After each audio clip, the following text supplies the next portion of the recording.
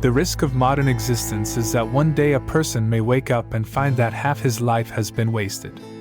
I found myself in this very unpleasant situation. There will be no pretty pictures or nice visuals in this video. I've met reality, and it doesn't look as cool as motivational videos about success or self-development. All I can do now is record myself on a cheap smartphone, pump my muscles and meditate to change myself and my life. Many of you also like me realize that something has gone wrong in life, and we are clearly frustrated. Anxiety disorders and depression have become our best friends on this journey. Do we have the right to just give up under the weight of this burden? If anyone says yes, I want to remind you of a Roman proverb, woe to the vanquished. I don't want to give up and be a victim of circumstance. My goal is to find a cure or a way to transform into a better version of myself. If you too want to get rid of frustration and depression and change your life, then listen up. In our world, medications such as antidepressants have become the most common form of treatment for anxiety disorders and depression. Unfortunately, drugs are not always effective and often become crutches for people. For some, drugs or alcohol may be a popular treatment for anxiety and depression, but it only destroys lives faster. Someone may have the financial resources to seek specialist help. Someone has influential friends or trusted family who can help. But there are people who have no finances, no friends and family, and will have to get out of the psychological hole on their own. Therefore, in this video we will consider Carl Jung's ideas on how to find a cure for depression, anxiety, and frustration in life. Carl Jung believed that most cases of anxiety and depression are not the result of brain defects, but of an improper lifestyle. By understanding his approach, we can gain valuable insights into how to improve mental well-being. So, an important step in Jungian treatment was not the prescription of medication, but a dose of mental understanding. Understanding what to expect from life and understanding what we need to do to change. Insight number 1: misconceptions about life. Many people have a mistaken view of life. They believe that life should be easy, that suffering should be minimized, and that hardship should be avoided. However, Jung was frank with his patients and told them that life is not easy and that comfort and peace are not our natural state. Accepting that difficulties are inevitable and that many important things in life are not given easily, this understanding puts us on solid ground of reality from which we can begin to change. It is only through character building that we have a chance to live a good life. If we remain under the delusion that life should be easy, we will have less motivation to overcome character weakness, as we will falsely hope that if we give ourselves time, life will get easier. Life is a battlefield. It always has been, and it always will be. If it were not, existence would come to an end. Insight number 2: past and present. Problems exist in the present, but the roots of these problems grow out of our past. Many people think there's no point in dwelling on the past when you can hide it deep in your subconscious or forget it. The problem is that these memories and emotions we try to forget still affect us in the present. Carl Jung called it the shadow. Shadow is a term that refers to those parts of our character that we don't want to acknowledge because of shame, insecurity, or fear of judgment. Simply put, it is the side of our lives that we want to hide from others and ourselves. Problems need to be addressed now, while also examining our past and our hidden sides to understand what influences our behavior and find the most effective solutions. Jung believed that the encounter with the shadow is crucial in the process of self-change. We do ourselves no good if we deny the lower parts of our personality. We simply lose control over how and when these traits manifest themselves. We can detect the shadow in ourselves by observing the weaknesses, insecurities, and flaws of those close to us. Pay attention to the character traits of friends and family members that bother you. In this way we can get a glimpse of our own shadow. Insight number 3: inner integrity. Realize that most of us tend to suppress our own character traits and project them onto others. To effectively bring the shadow into the light of consciousness, we need to reflect on the motivations behind our actions, especially those we are ashamed of. It is important for us to be open to self-criticism when necessary. Often the only thing that keeps us from seeing our own shadow is our inability to be honest with ourselves. Let's be realistic. Sometimes it's easier to lie and blame another person or circumstance to avoid taking responsibility for your life. It's hard to admit your failures and the state of affairs you are in. There is always the temptation to see yourself as a victim in this cruel world. This is the attitude of a child or infantilism. Our shadow hides all these weaknesses, but at the same time very often activates them in life. Only we do not notice it. Once I heard an interesting thought. Behind all our fears and weaknesses there is a huge power, which we do not know how to use yet. By studying our shadow and what lives in it, we can discover the very power we need. Think of it like a black box with a double bottom. First you find fears and weaknesses, and then you discover those character qualities that have been spoiled and suppressed.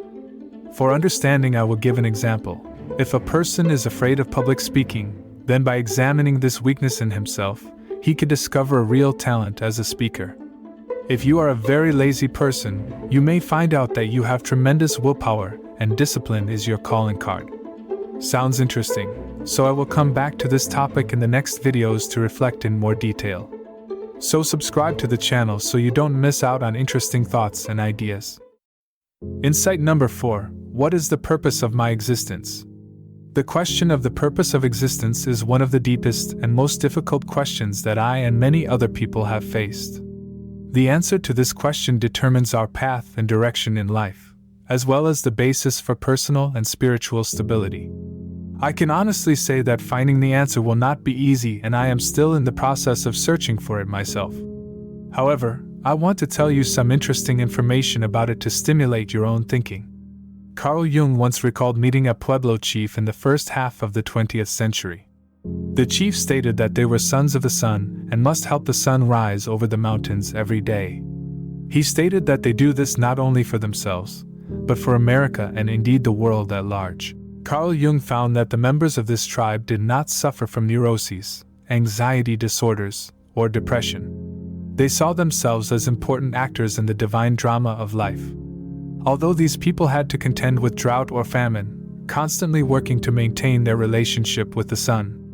However, their understanding of purpose and duty gave them a sense of fulfillment, although it also came with great responsibility and pressure.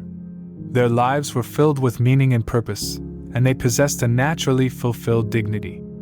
This may be ridiculous and wild to modern man, but Carl Jung compared this way of life to that of a Western woman he met. This woman was a compulsive traveler, always running from one place to another, always looking but never finding what she was looking for. She was obsessed, always looking for something, because her life had no meaning. Her life was absolutely meaningless, a life of zero. According to Jung, if she had died that very day, nothing would have happened, nothing would have disappeared, because she was nothing. This compulsive search is a common phenomenon.